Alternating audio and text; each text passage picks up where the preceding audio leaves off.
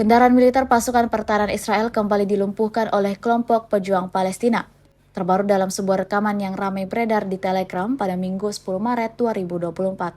Dalam rekaman menampilkan detik-detik buldoser yang diduga milik tentara musuh diluluh lantakkan dalam satu pukulan, seperti yang terlihat jelas dalam rekaman.